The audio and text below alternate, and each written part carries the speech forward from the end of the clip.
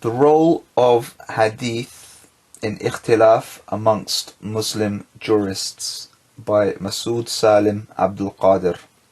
Chapter 1. Hadith, its kind and impact on juristic disagreement.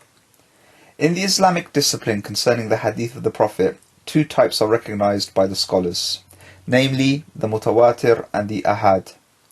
These types will be defined, and the conditions and validity of legal evidence based upon each type shall be elaborated, along with the resulting disputes in the legal judgments of the fuqaha due to their disputes about the validity and accompanying conditions for use of each type of hadith as legal evidence.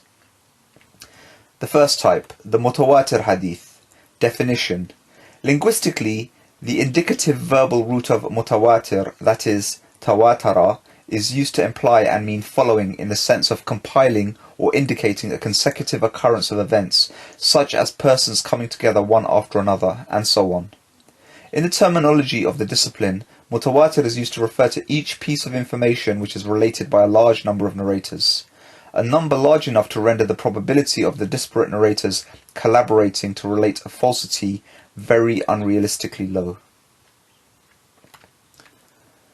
The ulama of usul have unanimously defined the Mutawatir hadith as one which fulfills the following four conditions. Condition 1. The narrators are relating what they positively know. Condition 2. That this positive knowledge is based on seeing or hearing rather than deducing or concluding. Condition 3. That the number of narrators is large enough to render the collaboration to relate a falsity impossible. Though some usulis have mentioned a minimum for this number, it seems that the more valid view is one that leaves the number unrestricted. Ibn al-Athir attributes two descriptions to such a large number, namely perfection and imperfection, and says that it is the perfect number which results in positive knowledge, and when we learn something positively, we know that the perfect number is, and not vice versa.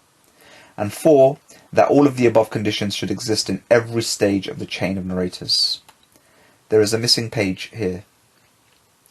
This is meant to show that the Mutawatir hadith in general are rare and difficult to find. Other scholars have disagreed with Ibn Salah in this matter, pointing to the fact that Mutawatir hadith are plentiful and the books of fiqh and hadith are full of them. However, Ibn Salah was most probably referring to specific types of Mutawatir hadith, namely the lafzi type, even though this phrase was general, because Ibn Salah was, being the learned scholar that he is, it is hard to believe that in all his readings he rarely if ever came across Mutawatir hadith ma'nawi or lafzi in this context. Of the few scholars who have attempted to compile Mutawatir hadith, one was As-Suyuti in his work titled Al-Azhar al-Mutanathira. It was an effort in this direction. Subsequently, Al-Qattani produced a new compilation with some ahadith that were overlooked by Suyuti and named it Nadhm al-Mutanathir. Hence, Al-Ghamari again added more to this work. The validity of Mutawatir. Mutawatir hadith is in itself a binding evidence which is very difficult to refute, if at all possible. Indeed, a consensus exists amongst orthodox Sunni scholars upon this point, and is not considered to be on an equal footing to any Quranic verse.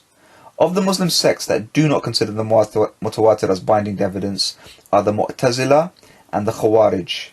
Accordingly, some of the Mu'tazila reject the concept of Rajam, stoning the adulterer to death, even though initially this was mentioned in a Quranic verse which was later abrogated.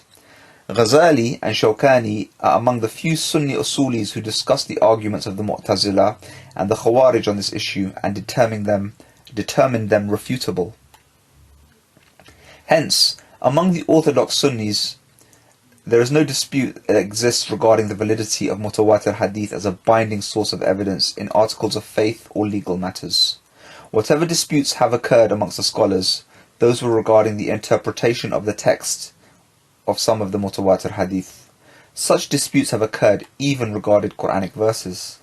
I can thus conclude that Mutawatir hadith, both lafzi and ma'nawi, are irrefutable sources of legal evidence and cannot be rejected on grounds of authenticity of the hadith.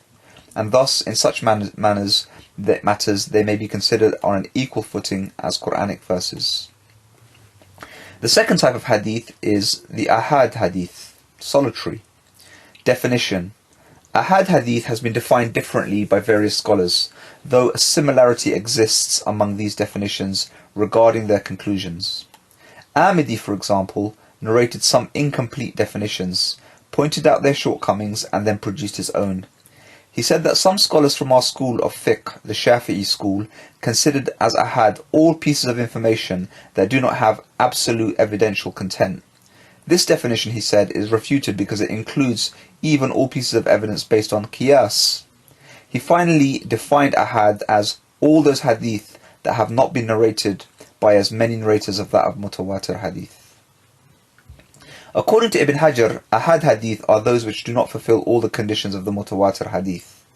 In addition to this, it has been defined as that hadith which does not impart knowledge on its own. Imam al-Haramain also interestingly noted that ahad hadith may not necessarily be narrated by one single chain of narrators, but that it may even be narrated by 2 or 3 chains. In brief, all ahadith which are not profuse as Mutawatir hadith are examples of ahad hadith. Types of ahad hadith. The mashhur. This is the ahad hadith narrated by more than 2 chains of narrators, and yet it is not a mutawatir hadith. It is also called a mustafid hadith by some. However, the term mashhur in itself means simply widely known or famous, but this does not correspond with the terminological use of this discipline. The Hanafis, however, classify the mashhur on its own, that it is a hadith according to Hanafis. The hadith according to Hanafis are ahad, mashhur and mutawatir.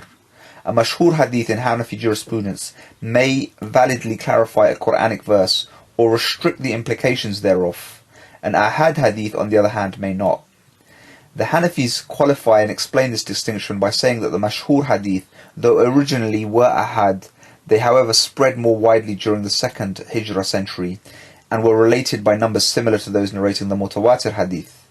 It is interesting here to note that the Hanafis believe that the capacity to judge hadith being profuse and widespread, and hence climbing the ladder of authenticity and validity, is restricted to the Muslims of the first 3 centuries only. They have accordingly rendered the rejecter of a mashhur hadith a fasiq, unlike a rejecter of a Mutawatir hadith whom they call a kafir, a disbeliever. The second type of ahad hadith is the aziz. It is a hadith reported by at least 2 narrators, each narrating from other 2 narrators. Ibn Arabi claimed that the conditions of aziz hadith are the same as those of sahih hadith, and that all ahadith in Bukhari Sahih are at least aziz. However, other scholars such as Ibn Hibban and Sakhawi refuted this claim by pointing out inter alia that the first hadith in Al-Bukhari, namely deeds are according to intentions, is an ahad hadith all the way, with exactly 1 narrator at each stage of the chain. In fairness, it should be said that Ibn Arabi, though mistaken in his claim, was not alone. A similar view was, for example, expressed by Juba'i of the Mu'tazila. The third type, the gharib. This is an ahad hadith narrated by only 1 person. The validity of ahad hadith.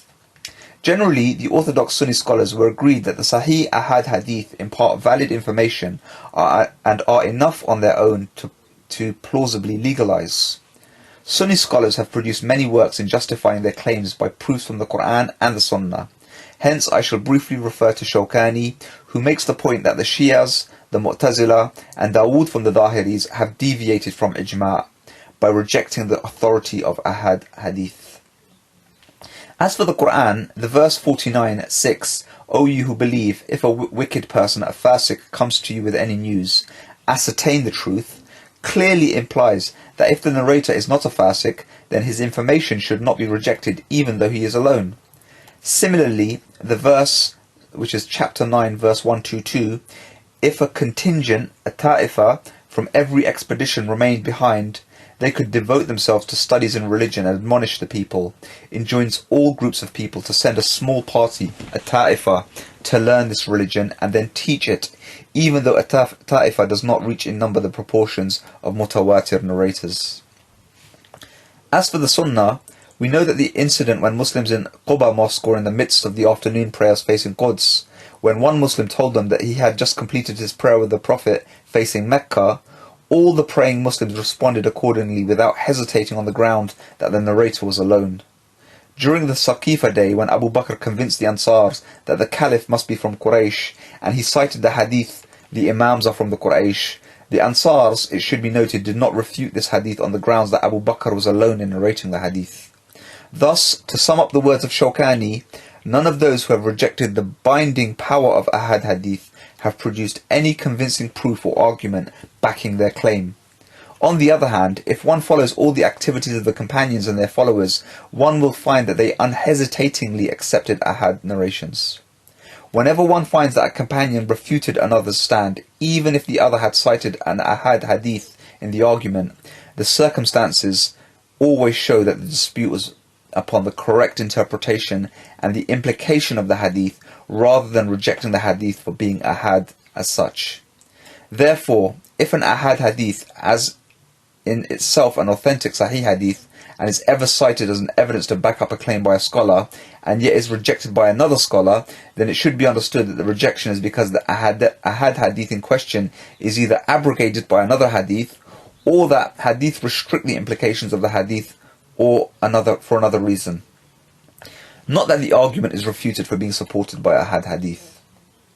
Justification for overruling Ahad hadith. As mentioned above, the fuqaha are in agreement on the overall validity of Ahad hadith as a source of Sharia. They dispute, however, the particular circumstances which restrict or refute the purported validity. For instance, Imam Ahmed, as related by Al-Qadi, holds that Ahad hadith, if authentic, may not be refuted by reasoning or by qiyas. Khudari attributed this stand to Ahmed ibn Hanbal and Shafi'i, hence we may be justified to hold that Ahmed was following Shafi'i in this matter. Shafi'i was the first scholar to have defended the Ahad hadith cogently, and he was accordingly identified as the defender of the hadith by the people of Mecca. Shafi'i holds that accepting an authentic Ahad hadith is an obligation, insisting that the question of choice in this issue does not even arise. In supporting his claim, he cites the former incident of the prayer in Quba facing Quds. He says that the Qibla in prayers is an essential part and a condition for an acceptable prayer. So, if equally accepting Ahad hadith was not obligatory binding, all the Muslim in the mosque would have unanimously turned toward Mecca, an act affecting the validity of their prayers, if the question of an individual's choice in accepting or refuting Ahad hadith arose. Shafi'i also held that if the requisites of authenticity exist in any Ahad hadith, then it is enough to make it binding. However, Malik, who happens to be the teacher of Shafi'i, held that the binding nature of Ahad hadith rests on the condition that it does not conflict with the prevalent practice of the people, the amal of Ahl al-Madinah. As for qiyas, whether it constricts Ahad hadith or vice versa, the question will be dealt with later. Abu Hanifa and his followers, however, have restricted the validity of Ahad hadith by laying down the following conditions. Condition 1, they should not conflict with qiyas. Condition 2, they must not deal with matters and habits which are very widespread. Condition 3, they must not be in accordance with the beliefs and views of their narrators. Condition 4, none of their narrators claim to have forgotten what they have narrated. Question 5, they must not be in matters of penalties and atonements. We have not established whether these restrictions were all approved by Abu Hanifa himself, or whether they were produced by latter followers of his madhab, nor have we established whether the Hanafi scholars are agreed on the validity of these conditions.